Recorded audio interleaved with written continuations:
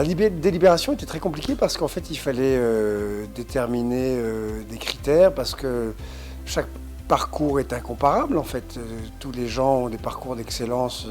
C'est difficile de les comparer.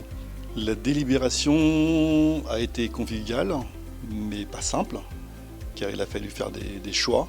Et donc, il a fallu se mettre d'accord. Est-ce que l'on prime un parcours déjà arrivé ou un espoir?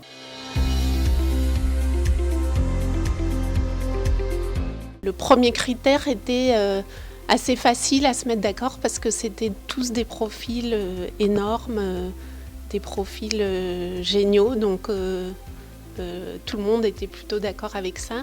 Sur certaines catégories, le jury était unanime, dans d'autres, il y avait un peu plus de discussion. Donc, les critères étaient basés sur vraiment le parcours et lien avec Madagascar. Donc, je pense que ce qui a surtout fait la différence, c'était vraiment le lien que ces nominés avaient avec Madagascar, leur action et l'impact de leur action sur Madagascar.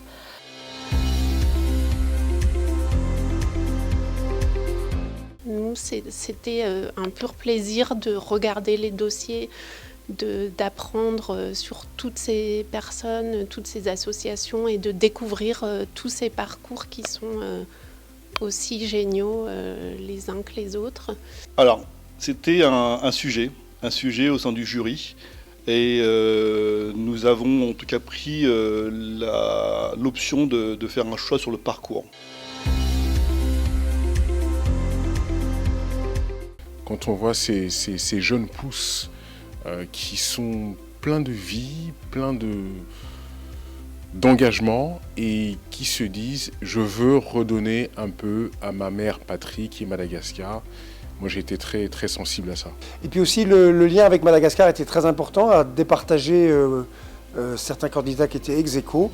C'était leur implication au pays et je crois que c'est important pour Zama de primer les gens qui veulent faire de leur richesse ou de leur succès en France ou en Europe, eh bien, une opportunité pour Madagascar, un bénéfice pour Madagascar. Moi je considère que tout le monde a gagné. Vous savez, le plus important c'est d'abord avant tout d'être dans cette dynamique où on s'inscrit à une thématique, à un concours. Et ceux qui n'ont pas été sélectionnés tout de suite seront sans doute sélectionnés demain. Mais vous savez, parfois il faut être un bon premier, il faut être aussi un bon deuxième et continuer à se battre. Il n'y a pas de perdants en fait dans ce genre de cérémonie, il n'y a que des gagnants. C'est une visibilité pour eux, toute la diaspora les voit et il faut que ça les encourage du coup à continuer et que ça encourage aussi les autres à venir se présenter au niveau des Zama Awards. Et malheureusement, il faut départager. Bon, donc déjà, votre simple présence parmi nous ce soir, ça prouve que vous avez fait déjà un très beau parcours. On aurait préféré vouloir récompenser tout le monde, ou du moins on a vu vraiment de jeunes qui ont tellement brillé, mais qui n'ont pas encore le temps vraiment de bien travailler sur l'impact sur Madagascar. Et si on pouvait leur adresser un prix de l'espoir, ce serait merveilleux. Et sincèrement, tous les projets étaient vraiment très bien. Et c'est dans ce cadre-là que je les encourage à continuer.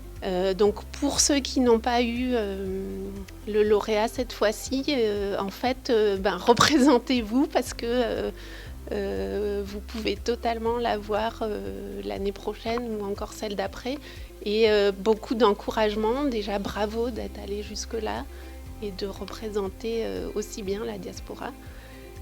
Et continuez, c'est vraiment génial ce que vous faites. C'est très spécial, c'est rare déjà qu'on associe Madagascar à quelque chose de positif d'une manière générale, même si on a eu la chance récemment avec l'équipe nationale.